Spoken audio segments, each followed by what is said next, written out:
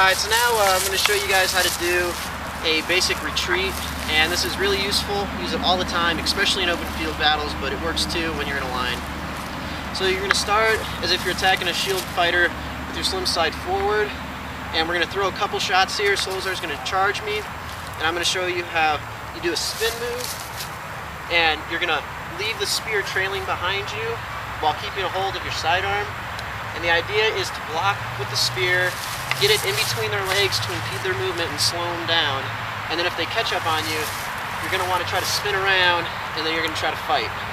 And it's not the most effective way to fight, but it is pretty good when you're trying to retreat. And most of the time, you can outrun the guy, or at least I can outrun the guy, because he's generally got heavier equipment. I'm usually a little bit faster than him, and I'm messing up his feet with my spear, so there's a lot for him to worry about. And he generally doesn't want to chase me all around my field when he's behind my enemy, or behind the lines of my team, so generally won't chase that far. Alright, so we're going to do a quick try of this.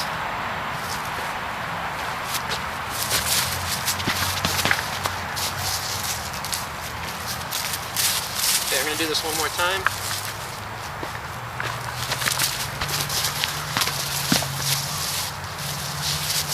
Okay, and now we're going to kind of do a freeze frame here.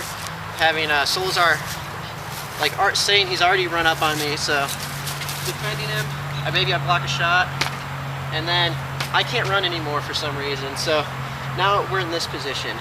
I've got my spear kind of messing up his stance here. It's between his legs. I've got this working as a shield, and so yeah, it can be kind of hard to keep it in the ground. But yeah, you're going to try to move it around to block all his shots, and then, you know, this is going to come in, and I'm going to try to hit him. It's not, you're not gonna win combat, you know, 50% of the time this way, but it's better than dropping your spear and just running with your single sword. So I find it's pretty effective. Most shield fighters won't chase me that far when I do this, so it's a pretty good defensive move. Okay, a couple of things on equipment that we haven't mentioned so far is back shields, and I'm not a big fan of them. I've tried to fight with them before. I couldn't get the hang of it really. And one of the reasons I like fighting spears, I like to be kind of out there with no protection. I think that's kind of the fun of it. But if you're good with the back shield or you want to try it out, it's definitely worth your time and effort. There's a really good spear fighter in our realm who uses a back shield, and he lives much longer than me. And a lot of it is because he has that back shield. Because when you got that back shield, especially when you're fighting your slim profile forward, you know, when projectiles come in from this direction, all you gotta do is turn, and it'll just hit your back shield. And then if, like, Solusar runs up on me, you know, I just have to turn into a shot, and that's it. And then I got nothing. Yeah, he can't do much. And, you know, your legs will be exposed, but if you have greaves all the way around, you know, it's gonna be 2 hits at least until you lose a leg, so it'll really help you live. One of the problems I've had with my back shield is maybe it was just too big for me, but in Ragnarok, it would get pinned in between shield men in like big crushes, and I couldn't move, so I just ended up not fighting with it at all. And bucklers also really good if you can get a small shield that can strap to your forearm and allow your wrist and hand to be free.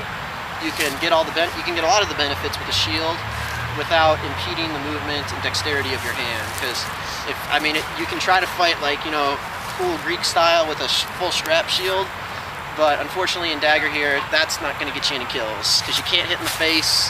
Shield fighters are just going to move your spear out of the way and they're going to kill you. So if you can get a small shield that allows you to use both your hands, it's very effective to block all that airborne. But it can get in the way at Ragnarok battles where the fighting's real tight.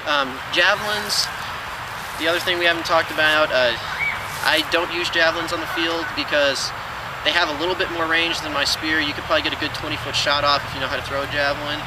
But I can get 12 feet of reach that's incredibly accurate with my spear. And not give the enemy a weapon. Yeah, so it's a lot better to let the shieldmen pick up the javelins. And I wish we had a javelin out here, but...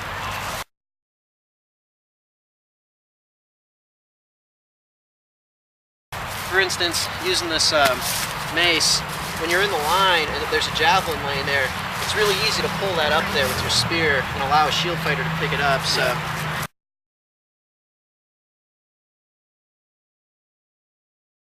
I would suggest not wasting your time with javelins. Get in an extra 4 or 5 feet and kill the guy with your spear, and try to retrieve the javelins to give them to your team. Because shield fighters are going to have that intimidation factor with the javelin, and you lose your intimidation factor when you're holding the javelin because you don't have your spear out, you can't use it. So it's a lot better to have a shield fighter who probably is better with the javelin than you anyways.